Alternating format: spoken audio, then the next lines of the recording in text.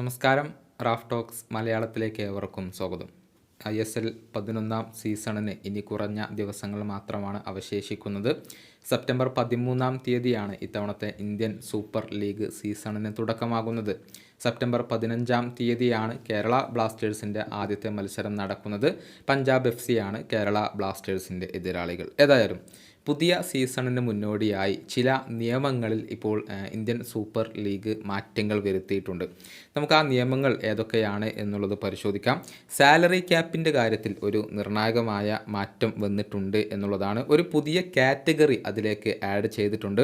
Home ground player category എന്നാണ് അതിപ്പോൾ അറിയപ്പെടുന്നത്. അതായത് 3 ഹോം ഗ്രൗണ്ട് പ്ലെയേഴ്സിനെ ഈ സാലറി ക്യാപ്പിന് പുറത്ത് രജിസ്റ്റർ ചെയ്യാൻ ഓരോ ക്ലബ്ബുകൾക്കും അവസരമുണ്ട്.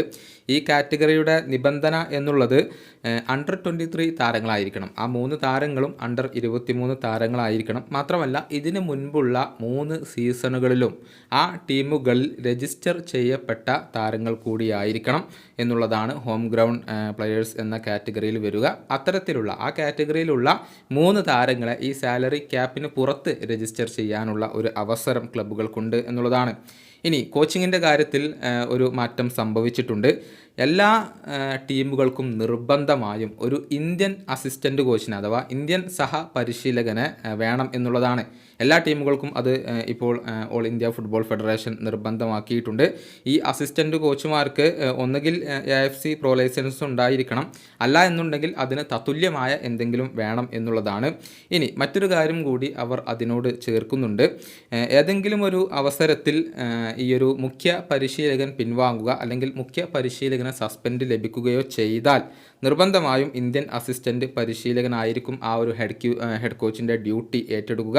ഒരു താൽക്കാലിക ഹെഡ് കോച്ച് ആയിക്കൊണ്ട് അവിടെ തുടരാൻ ഇന്ത്യൻ അസിസ്റ്റൻ്റ് പരിശീലകർക്ക് സാധിക്കും. അവരായിരിക്കും ആ ഒരു ഡ്യൂട്ടിയിൽ ഉണ്ടാവുക എന്നുള്ളത് ഇപ്പോൾ ഈ ഒരു നിയമത്തിലുണ്ട്. ഇനി കൺകഷൻ സബ്സ്റ്റിറ്റ്യൂഷൻ്റെ കാര്യത്തിൽ ഒരു വ്യക്തത അവർ വരുത്തിയിട്ടുണ്ട്. അതായത് ഒരു കൺകഷൻ സബ്സ്റ്റിറ്റ്യൂഷൻ നടത്താനുള്ള അവസരം ഓരോ ക്ലബ്ബുകൾക്കും ഉണ്ടാകും. നിലവിൽ അനുവദിച്ചിട്ടുള്ള സബ്സ്റ്റിറ്റ്യൂഷനേക്കാൾ അതിന് പുറത്ത് ഒരു സബ്സ്റ്റിറ്റ്യൂഷൻ കൂടി കൺകഷൻ ആയിക്കൊണ്ട് അഥവാ ഒരു ഗുരുതരമായ പരിക്കൊക്കെ പറ്റിയാൽ അങ്ങനെ നടത്താം എന്നുള്ള ഒരു റൂള് കൂടി ഇവർ അവതരിപ്പിച്ചിട്ടുണ്ട്. മറുഭാഗത്തുള്ള ടീമിനും ഇതേ അവസരം അപ്പോൾ ലഭിക്കും എന്നുള്ളതും ഇവർ റിപ്പോർട്ട് ചെയ്തിട്ടുണ്ട് എന്നുള്ളതാണ്. അതുപോലെ തന്നെ റോങ്ഫുൾ ഡിസ്മിസലിൻ്റെ കാര്യത്തിലും ഇപ്പോൾ ഒരു വ്യക്തത അവർ വരുത്തിയിട്ടുണ്ട്. നിയമത്തിൽ മാറ്റം വരുത്തിയിട്ടുണ്ട്. റോങ്ഫുൾ ആയിട്ടുള്ള ഒരു ഡിസ്മിസൽ വന്നു കഴിഞ്ഞാൽ അത് ക്ലെയിം ചെയ്യാനുള്ള ഒരു അവസരം ഈ ഒരു ടീമുകൾക്ക് ഓൾ ഇന്ത്യ ഫുട്ബോൾ ഫെഡറേഷൻ നൽകും എന്നുള്ളത് കൂടി ഇവർ അറിയിച്ചിട്ടുണ്ട്. ഇങ്ങനെ പ്രധാനമായും 4 നിയമങ്ങളിലാണ് മാറ്റം വന്നിട്ടുള്ളത്. ആദ്യം പറഞ്ഞു സാലറി ക്യാപ്പ്, അതുപോലെ തന്നെ ഇന്ത്യൻ അസിസ്റ്റൻ്റ് പരിശീലകൻ, അതുപോലെ തന്നെ കൺകഷൻ സബ്സ്റ്റിറ്റ്യൂഷൻ, റോങ്ഫുൾ ഡിസ്മിസൽ എന്നിവയുടെ കാര്യത്തിലാണ് ഇപ്പോൾ മാറ്റങ്ങൾ സംഭവിച്ചിട്ടുള്ളത്. ഈ വീഡിയോയുടെ അവസാനിപ്പിക്കുന്നു. കൊണ്ടും കാണാം.